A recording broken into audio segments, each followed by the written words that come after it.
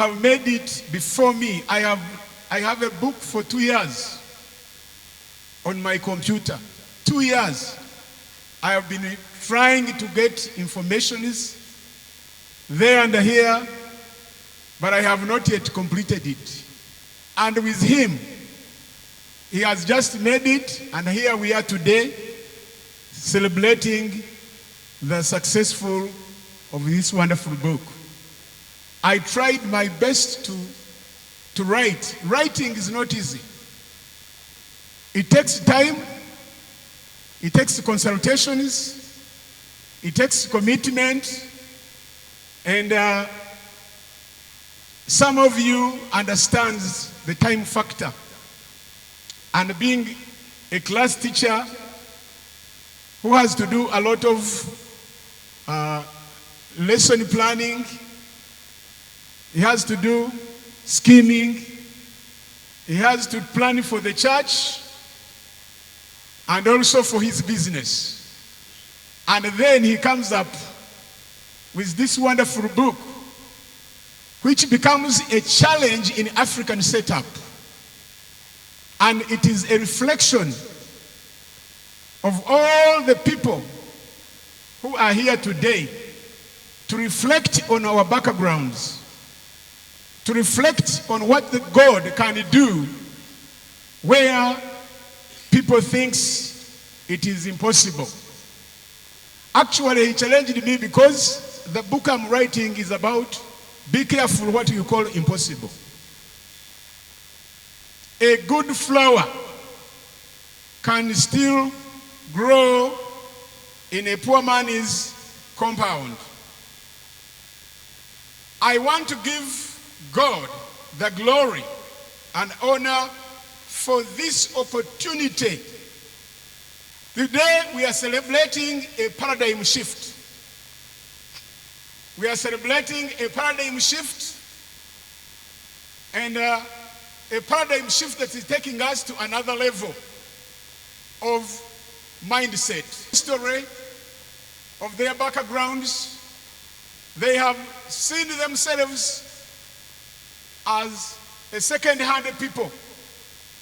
And yet, God has got a good plan, has got his methodology of doing things to humanity, despite what a race, despite what a color, despite what kind of environment they live in.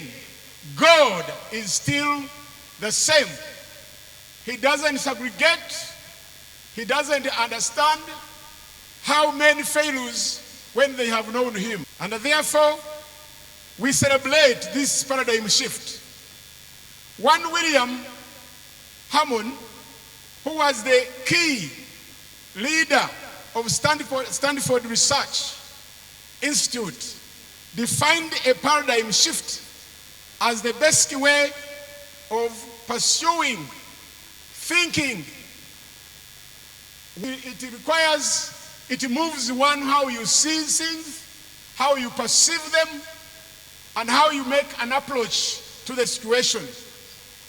And with that one, when you approach things with a mindset, when you approach things with understanding, when you approach things win, you always come to your focus. To think and to focus on what could make a difference in the lives of African lifestyle. Now, God gave him a revelation how the families of Africans have lost hope. Their standards, their understanding. Instead, we keep following sheepishly without discovering and putting in order what the resources that God has been able to put in front of us. In writing, in time management, and in resourcing. I want to congratulate you, man of God. Thank you for the good work you have done. Another writer, Henry, he thought of Henry Marion Ferguson, who first made her name as an editor and publisher of the New Source Bulletin, said that a paradigm is a framework of thoughts, a scheme for understanding and explaining certain aspects of life in reality. Background: a man has made a visual, has pointed out how an African setup, an African family can also bring the glory of God in doing some issues that are very successful. That's the reason why he says a good flower can also grow in an imaginary place, in a place where people thought everything is a failure. That despite our failures for many years, despite the backgrounds where we were born in, God can yet do something good. God can yet do something marvelous that will make a turning point into families. And here we are today, celebrating this book, that a poor man not known in my Father's house. You have seen me a weak man. For we are even poor. We have no sound. We have no name. And yet you come to say that through you are going to bring victory to the house of Israel. Many oppressions because of many things that has challenged his life or her life. Whenever you bring something that is of high tech, he has to think about whether you are just coming to joke around him, or you are telling somebody that a new thing, a new life is coming in this family, and they have never experienced that for the last 100 years. African younger men and younger women not to think focused about what a God can make a difference, what a God can do despite what a man thinks about another man. It's going to become an educating tool to many families and many thousands and millions of readers who will be coming across this book, questioning about how can a flower grow in the compound of a poor man, in the compound of a poor man. Yes, the author becomes a role model. When you are writing a book, the introduction speaks about yourself. You have to speak about the history, about how you were brought up. And today, as we celebrate this book that has been written by Pastor Simwero, it comprises a lot of history. It speaks about his ups and downfalls. It speaks about how he saw and how he viewed the African setup families and how God can make it, how God can prove to human beings that his understanding is more than our understanding. It's not segregate between human beings. What an American can write, a Ugandan can write it. Where American can reach, by the grace of God, a Ugandan can reach there. This book is igniting us now. It's igniting the younger generation to understand that it is possible. There is nothing impossible with God. When it is put before God, according to one who's focused, and the way you see, I am assured through today that God's purpose will be accomplished in one's life. And trying to approach other authors, how they wrote books. So sometimes if you have a family that is not strong, you will have any trouble. But I think, blessed be the name of the Lord for Simwero's wife. Thank you for accepting your husband to take most of the time reading, writing, until he has accomplished what God gave him to do. I want also to appreciate all of you who prayed for him. Ministers, he consulted to ask them many ways and many ideas. And here today, the ideas you gave him The encouragement you gave him has come to pass. You can set up families. This is not only a book, but it is a teaching lesson. It is inspirational.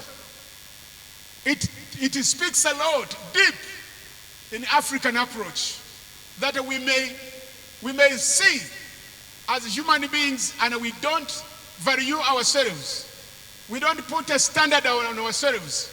But I want us to be assured that what we are seeing today, what we have seen that has been written by this man, is assurance to others that then when you try it, when you take a step of faith, things will work well with us.